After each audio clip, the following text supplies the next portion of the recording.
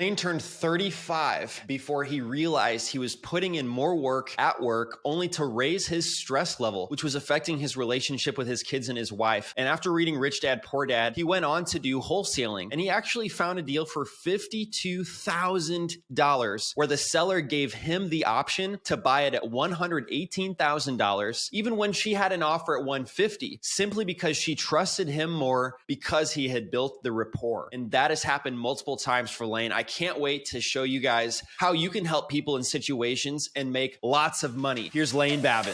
The DealMachine REI Podcast. Everything you need to know to get started in real estate investing.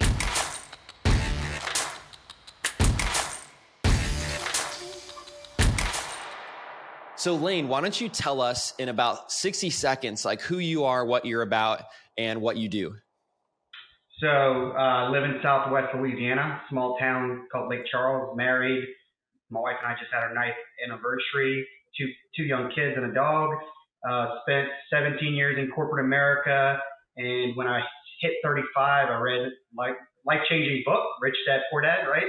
And completely shifted my mindset. From there on, it's been a roughly 5 or 7 year journey now of diving into real estate, of which I'm now doing full time. I've got buy and hold properties, single family, some multifamily, do a little bit of wholesaling and expand it into a second market as well. Okay, got it. So you're in Louisiana and you've been at it for 5 to 7 years. Why did you choose to actually pursue real estate investing after you read Rich Dad, Poor Dad? What was it about that book that made you say, yeah, I want to do this full time? Yeah, so I just realized that I've been doing everything wrong for the 15 to 17 years before that. Go to work, get a job, work extra hard at it to get a promotion with a small bump in pay and more stress and more responsibility to hope that I'm setting up the future, that I have a healthy retirement and a decent retirement, and making someone else wealthy while I'm at it and not really setting myself up for it. So that book, it was an immediate paradigm shift. I know the exact moment of when I was bathing my 1-year-old daughter, sitting on the floor in the bathroom, had Facebook open, a friend had wholesaled a deal. And I was like, what is this? And kind of looked into some of his posts. He posted something about reading Rich Dad, Poor Dad. I was like, I hadn't read a book since college, and it's been 10 plus years I read a book and downloaded the Audible, listened to that book, and it was an immediate sense of, oh, there's another way. There's a better way to use your income or acquire assets. Right. And so I heard you say that you were looking for a promotion and adding stress to your life. Did that stress impact your family or your relationship with you, your daughter, or your wife at all? Yeah, very much. Work never turned off. I was in a career that we had clients working on multi-million-dollar projects for them, and if they need something, you better answer the phone and respond. And if your superior at work, your boss, or whoever it may be, needs something urgent, and they know that you're an accountable person and you're going to do a good product for them, they're going to call you at whatever time it is and say, hey, we've got this very important project just popped up. I need you to stop what you're doing, jump on it, do a great job, and get it back to me quickly.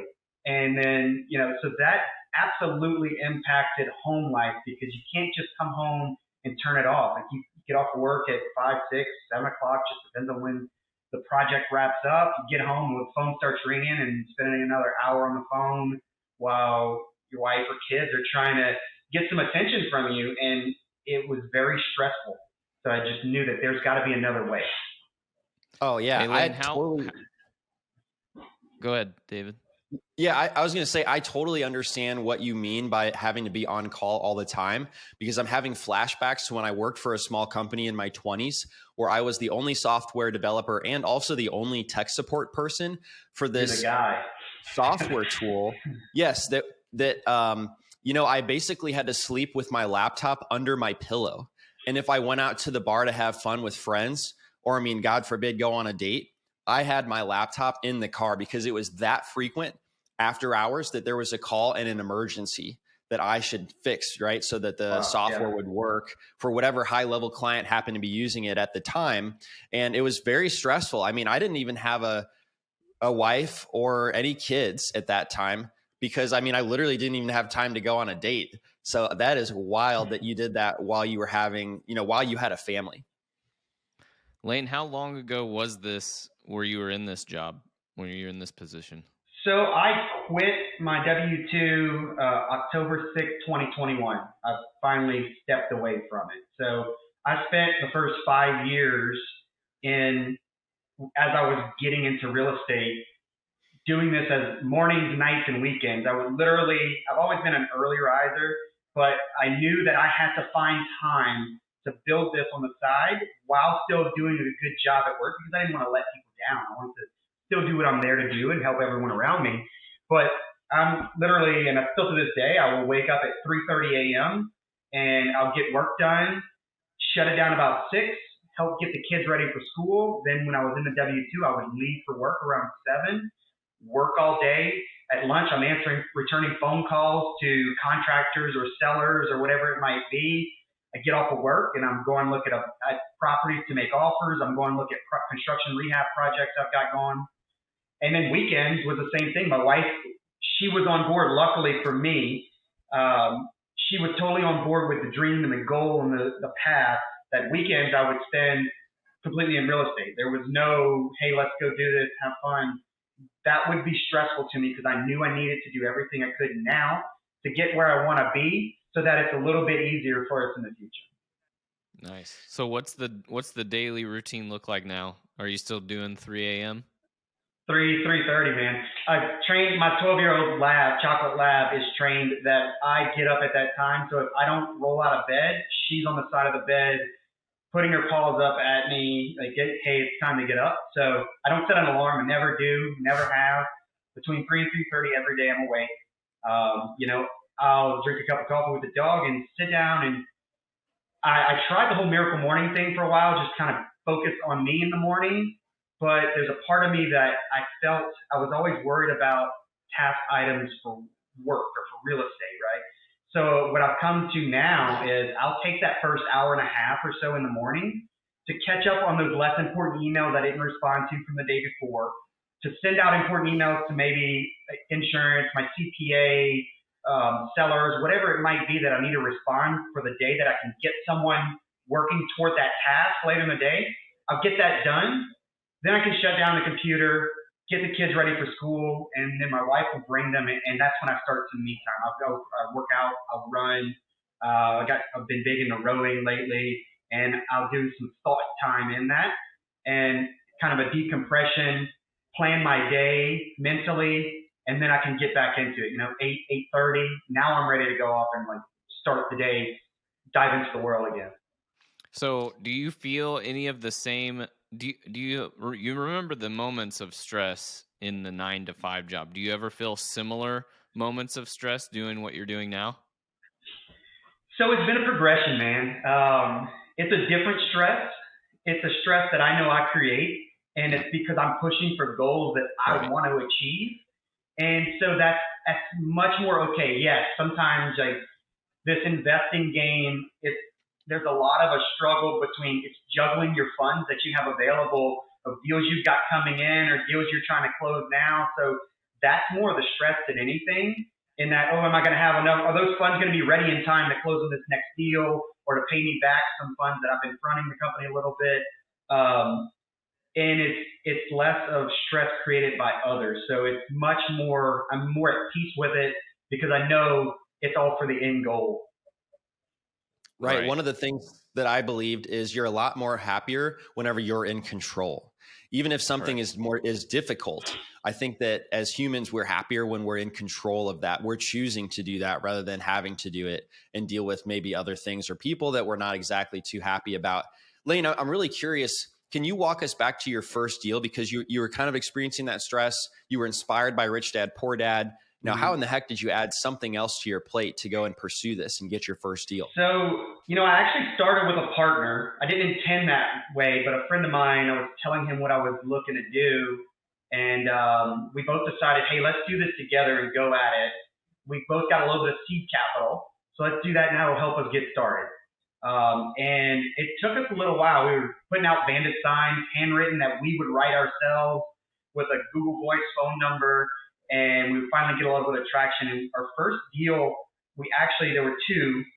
We purchased some land from his dad and subdivided and moved 2 houses on them to flip them, which was a eye-opening learning experience. And I'll never move another house again in my life, because you're waiting on the mover.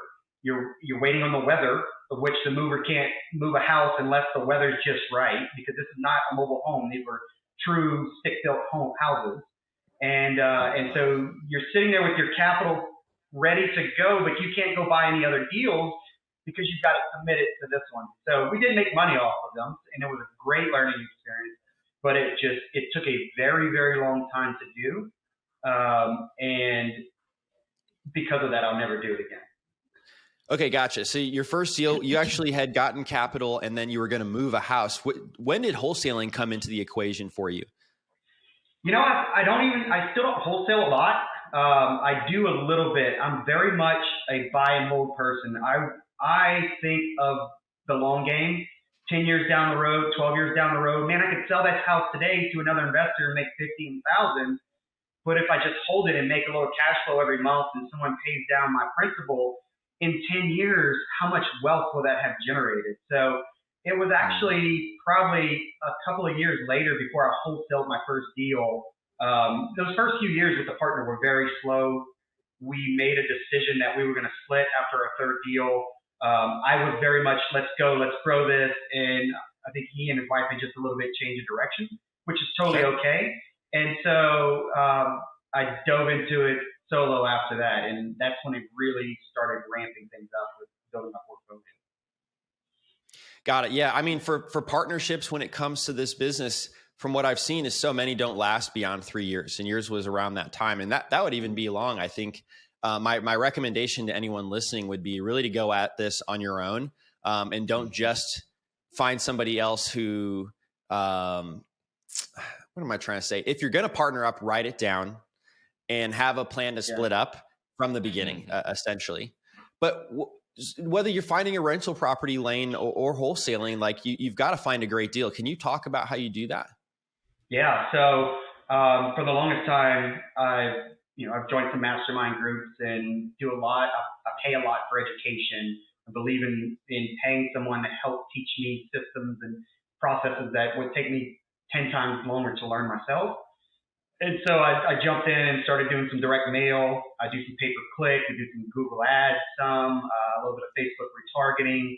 And that's been the main deal finder platform or system for me for the last 3 years or so. And I'm in a small market, so I can only mail everyone so many times. And I just kept, until recently, I expanded that with DealMachine. And I just kept thinking, there's got to be another way. I've got to have another avenue. I need to branch out and hit more people. And that's when I started doing DealMachine and focusing on these neighborhoods that I know I wanted to own properties in long term, and just driving and tagging those properties. I'm still probably hitting a lot of those with my regular mailers, but now I'm getting a different angle to them. I'm getting them faster with these postcards. I'm getting specific to the houses that I drove in front of and know, yes, that house has potential. I can do something with it, and I'd love to own that house in this neighborhood for 10 years.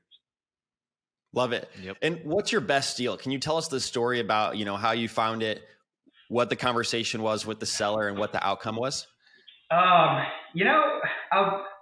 do this one. It was my best wholesale deal by far. I made $52,000 on it. And because the timing wasn't right, it could have been almost a six-figure deal for me if I'd have took it down. This was last year, coming into the summertime when interest rates were starting to rise. It was a probate deal. So it was where the seller or the lady that owned the home passed away. Her closest heir was her niece in Dallas, which is about 6 hours from here. Her niece, she found me online, contacted me. She drove down. She had already been working with attorneys, going through the succession. Her grandmother, it was a great aunt, had a will, so they were working through that as well. And we look at this house, and it was massive house, like 4,100 square feet, but single, 1 story, 7 bedrooms, 3 baths, brick on a slab, built in about the 80s, in a pretty decent area on about an acre and a half of land. So it was a fairly desirable deal. And I offered her, I think I offered her about 118 or 108, something along those lines. And she was like, well, I've got somebody offering me 150. And, you know, we talked about it a lot. I built some really good rapport with her. And she ended up calling me back a few days later and said, I feel like I can trust you, so I want to go with your offer. I think it's a lower offer than what I have elsewhere, but I'll go with you on it. My initial instinct was that surprising to you? Yes and no. It's happened before. I've learned this was very much a limiting belief for me when I first started in this was, oh my gosh, no one's going to accept my offers because they can go list it on the MLS and make more money. But that's me portraying my thoughts on the seller. I'm not in their situation, and I don't know what or why their motivation is to sell and at whatever price they decide they want to sell at. So before that, I had sold a few others or bought a few others at lower prices than they've had from other offers. So it's always exciting and you know, I kind of can't believe it at first, but it had happened before, you know. What did that mean for your family to receive $52,000 in a single deal? Timing was great for it. Like I said, it could have been a 6-figure deal. I had a bunch of other big flips going on at the time, and I saw interest rates going up. So I was leveraged out pretty heavily at the time on these flips. I knew the money was going to come in. There were really good flips in good locations, but it was going to take a couple more months before those sales went through.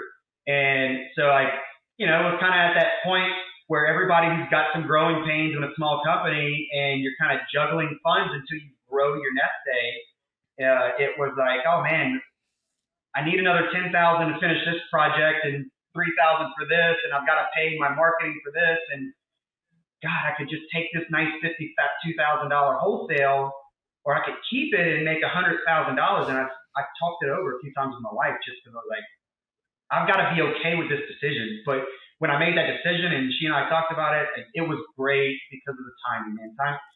Timing is everything for certain decisions that you have to make. Amazing. Have you had a worst deal? I'm really curious if you've got a story to share. I'm in one right now. Yeah, I'll probably it's the flip from hell. I'll probably lose 10 or 12 or $15,000 on it. But got it. So what's making it bad? You know, I got into it. I'm going on like 16 months right now, which has never had a project go that long. But I tabled it early last year and said, let's pull the cruise off. I need to go finish these other projects that I know are going to make money now. We got into it, and as we took some siding off, we found a bunch of rot under there on the exterior and the framing, a bunch of termite damage that wasn't visible any other way. As we uncovered some layers all along the way, things were just costing a lot more. And I'm very much of the mindset that I'm going to continue and fix this property the right way, because I've got to go to bed at night with a clean conscience that I'm selling a property to somebody that they're getting what they're paying for. So I knew this was going to be a flip, and that when I sell it, I've got to do it right. So, you know, I'm way, way over budget on it, but, and I'm going to lose money on it, but that's okay.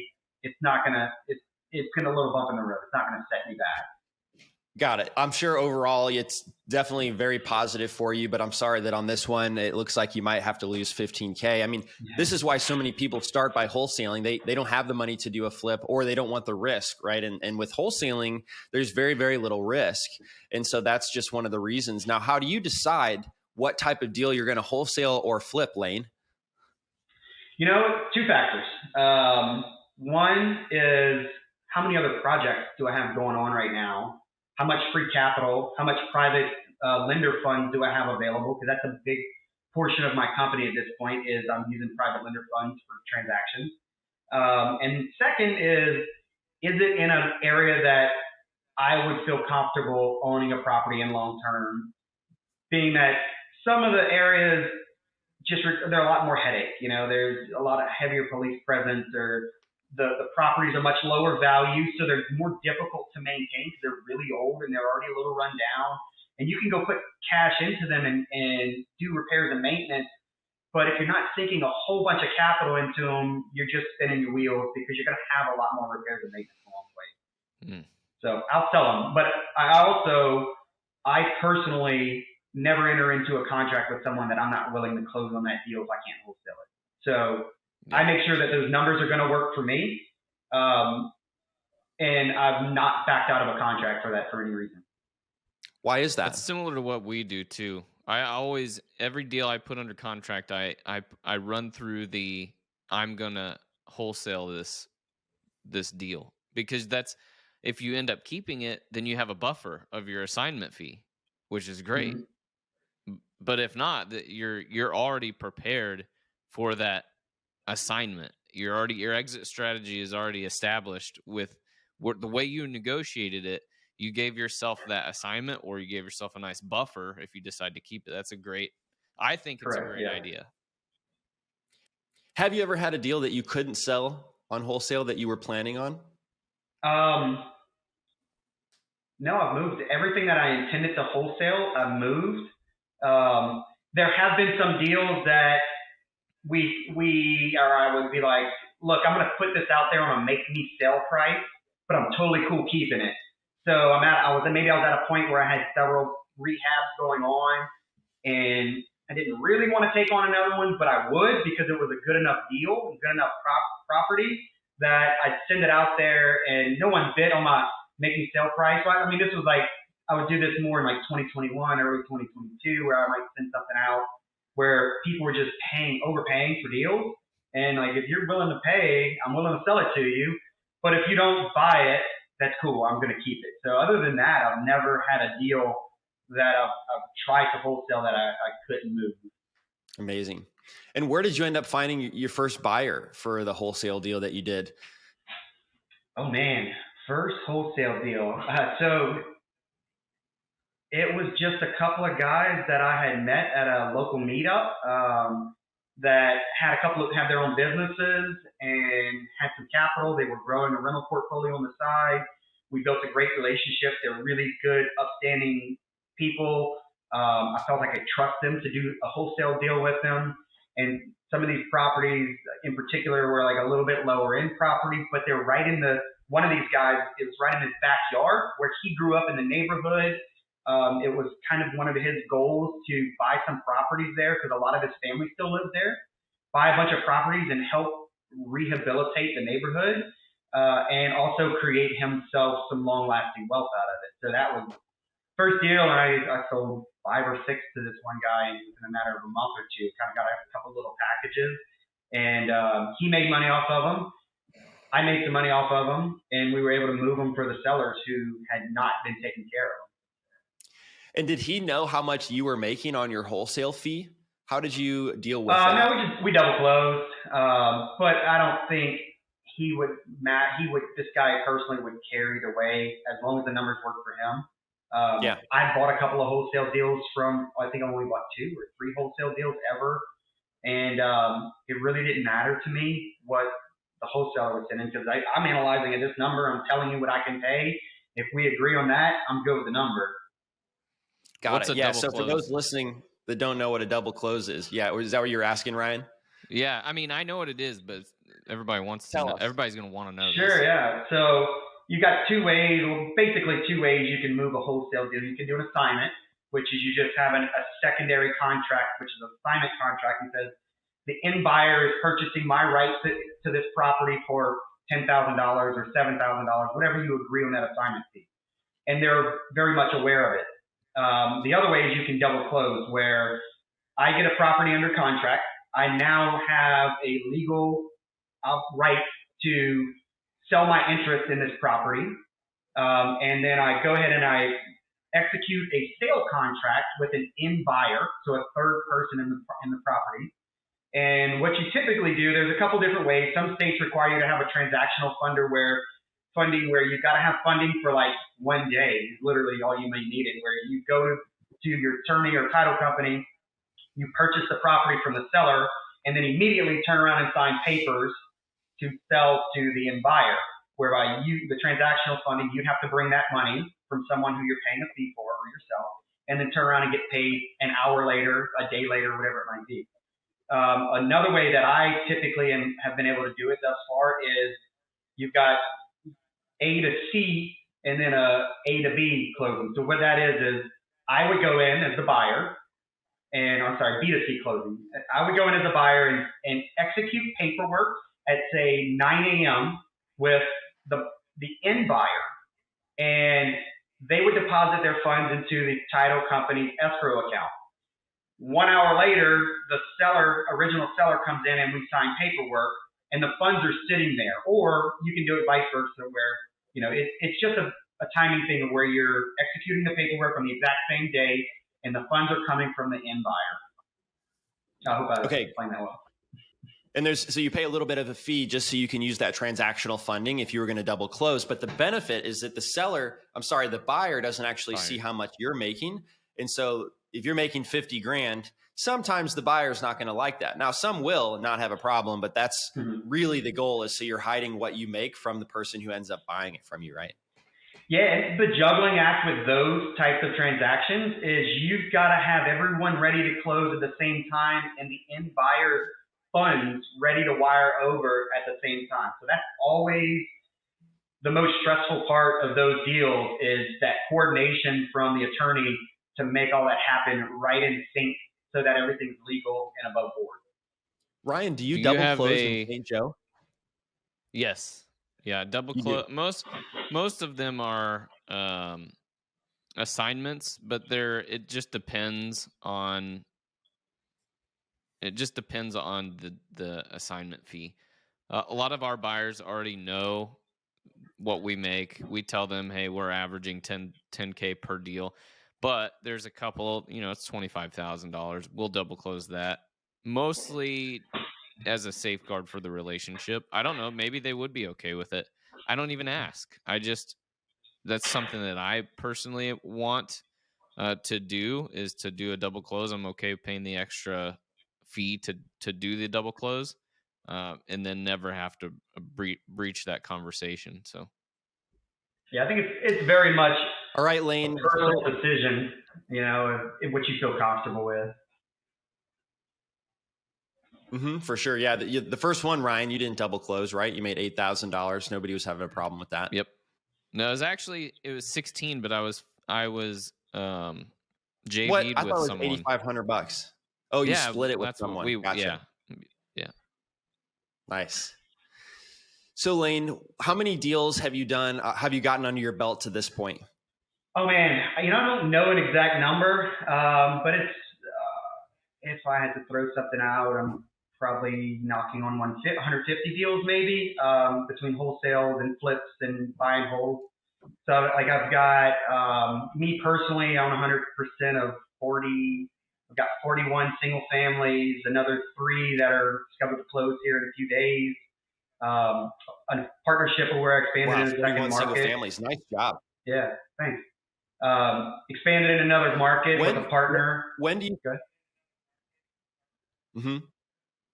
Well, when do you think? I mean, I'm curious. After working on for 5 to 7 years, getting 41 single family rental properties, what drives you to wake up at 3:30 every morning still, rather than just chilling? Because you've got enough income right now that even if you didn't work, right, I'm sure you maintain your lifestyle.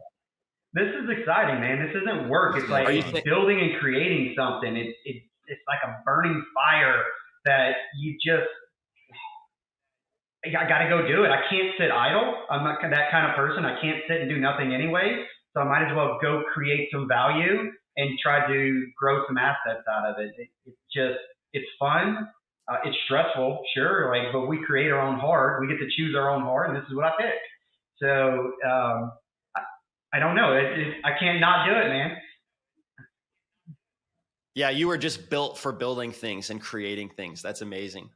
I'm curious, as we wrap things up, somebody listening here has definitely been looking about getting their first deal for 3 months, but hasn't gotten one yet. What's your advice to them that you could give them to help them get over the hump and get that first deal? Ready, fire, aim. go do something. Going to do something and doing it 70 or 80% well is so much better than sitting on the sidelines and trying to figure it out exactly. I was very much in that mindset early on because I like things. I like to know what I'm doing and getting into and mitigate risks. That has probably held me back a little bit from growing as faster if I wanted to. And it's been a learning curve, which has been fantastic because I've learned about myself along the way. But the more I can let go and just jump in and execute a new idea or a new strategy or a new property or a new asset type, the more I do that, the faster I grow. So don't just jump in and try it. You might fail, but who cares? No one's here to judge you. Right. I think that's really great advice. So guys, we just heard a great story from Lane, who at 35 found Rich Dad Poor Dad, was inspired to do his very first deal. He's got 41 rentals. He's quit his job and he's made up to $50,000 on a single wholesale deal in Louisiana, which is impressive as heck because the average price of a home in Louisiana, I mean, the big wholesale deal, he got it under for $118,000, which typically I only see the big assignment fees in markets where the price is high. So Lane, that was an incredible story. And thank you so much for sharing it. You inspired me because I know that in Indianapolis, it's a similarly priced market, but the fact that you can get a big wholesale fee like that there just inspires me to keep sending direct mail, keep making offers, and keep having more conversations with sellers in my own market. Where can people find you, Lane? Do you have an Instagram where you'd like to connect or something like that? Yeah, man, my Instagram is pretty easy. It's just Lane Babin. Same thing, find me on Facebook as well. I'm fairly active there. You know, I can be a lot more active, but I'm always happy to chat. I have people that hit me up in the DMs all the time with response to posts about real estate. And man, I love sharing anything I learn that helps someone else get their first deal or get started. Amazing. So connect with Lane Babin, and we'll see you guys next time on the DealMachine podcast. Thank you so much, Lane. Thanks, guys. Great. Thanks for listening to the DealMachine Real Estate Investing Podcast. Please leave us a review and follow along wherever you're listening to your podcast.